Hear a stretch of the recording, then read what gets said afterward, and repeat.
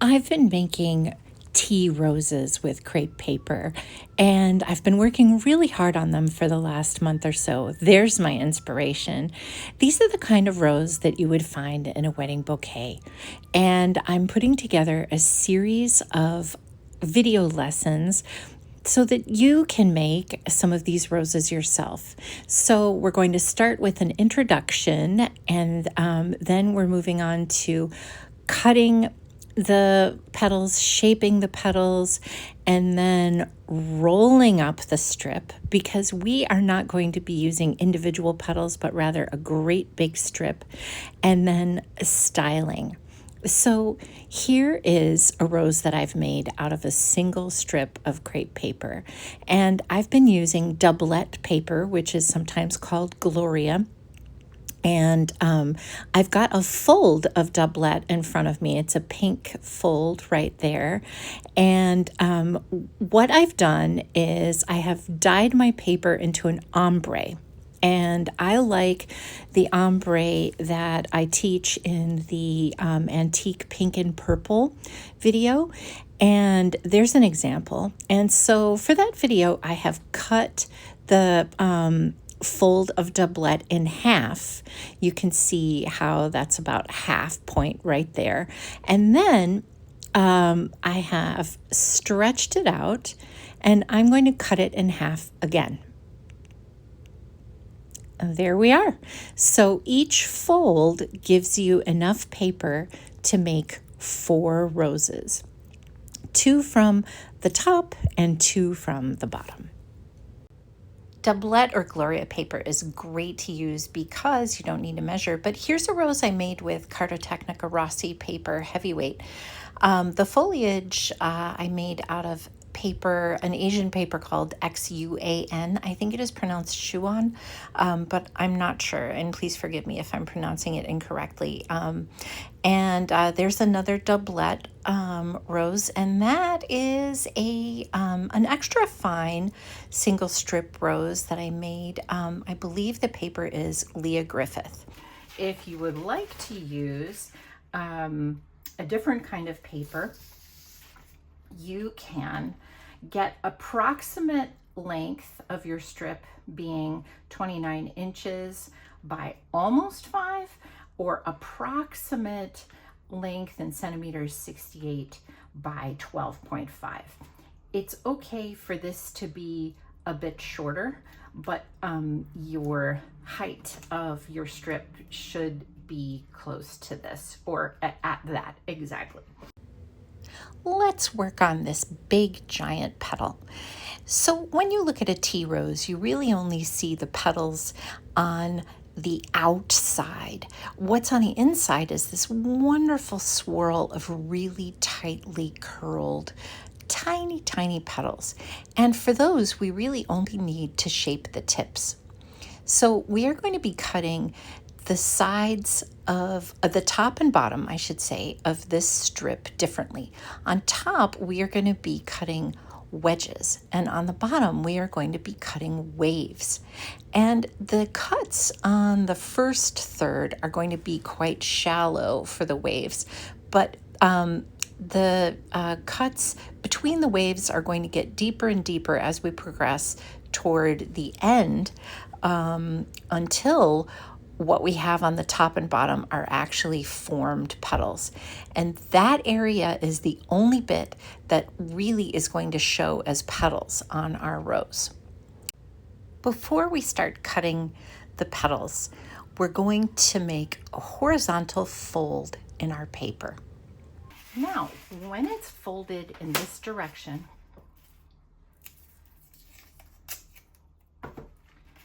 we are going to add 2 pieces of tape. Now, at some point, you might get so good at this rose making technique that you don't need to put the pieces of tape on. And what I'm going to do is I'm going to show myself which direction I want the petals to roll. So imagine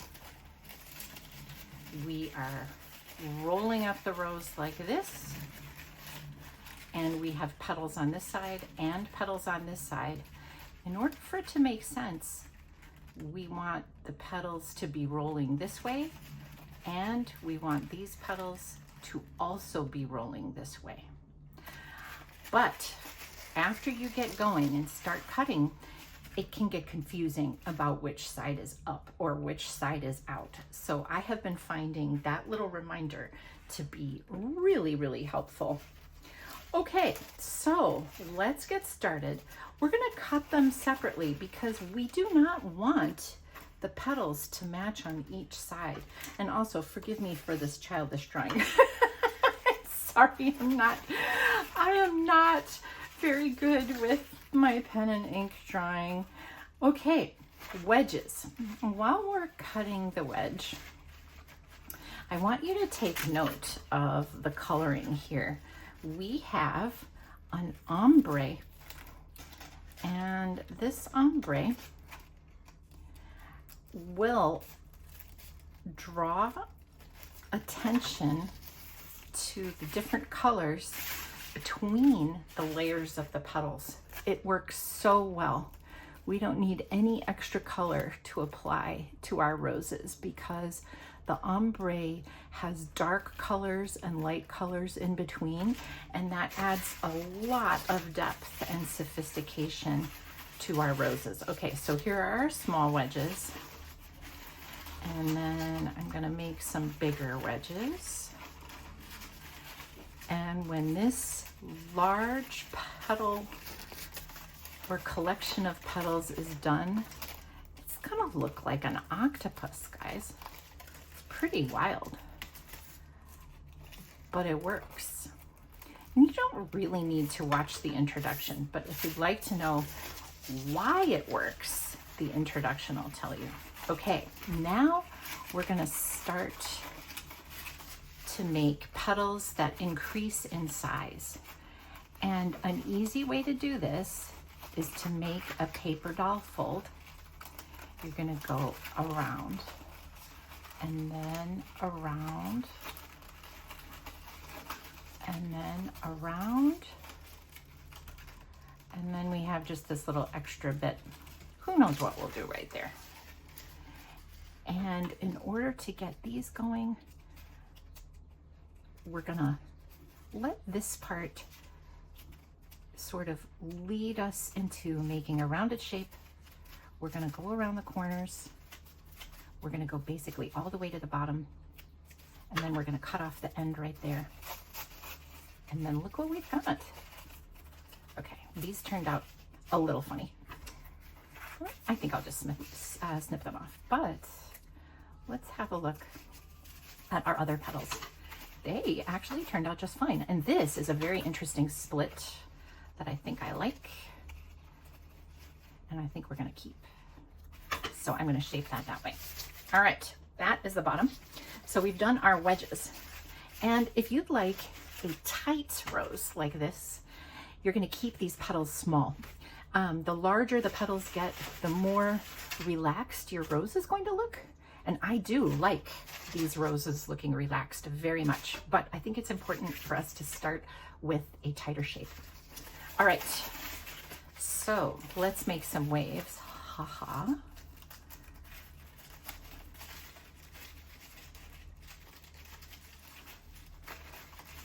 And to make the waves, we are gonna we've folded it up like that, and we're just gonna make a very small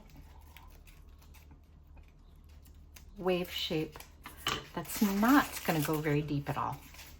And that is fine. And let's make some deeper waves, just a couple of them. That little bit is getting in the way. Oh, I think this is gonna be a really dramatic rose. The color on here is so fun. Okay, so we've created that same packet. We're gonna make deeper waves. I'm gonna get this going over here to be deeper. I'll make us an edge right there. Okay, So now we've got some waves that are deeper, except these right here. I think I'm gonna have that be deeper. Okay, now we're gonna, again, make petals that are of increasing size. And we're gonna cut a couple times because the first set of petals is not going to be cut down as deeply as the second set of petals. Okay, so we're gonna use this edge right here to be the middle, and then we're gonna cut down in that direction. Okay.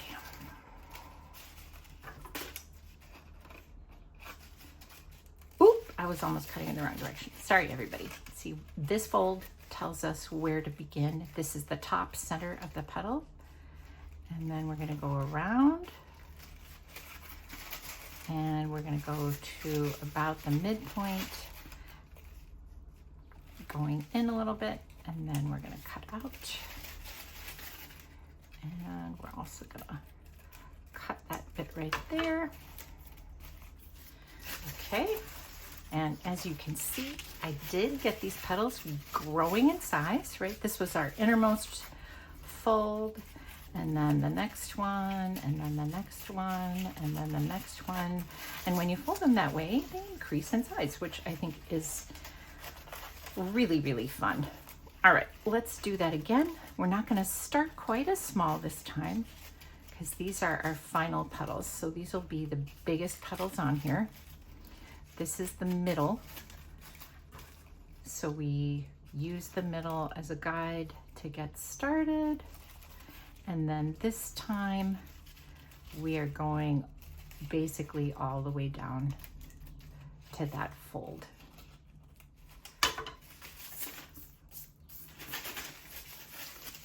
Okay. Awesome. I'm stoked about this. We've got one little paper doll petal that's still stuck together, and that's okay.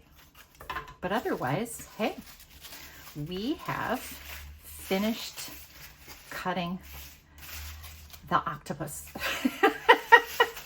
Please do like and subscribe so that you can get our next video, number 2, where we cut these petals in some interesting ways so that we can shape them.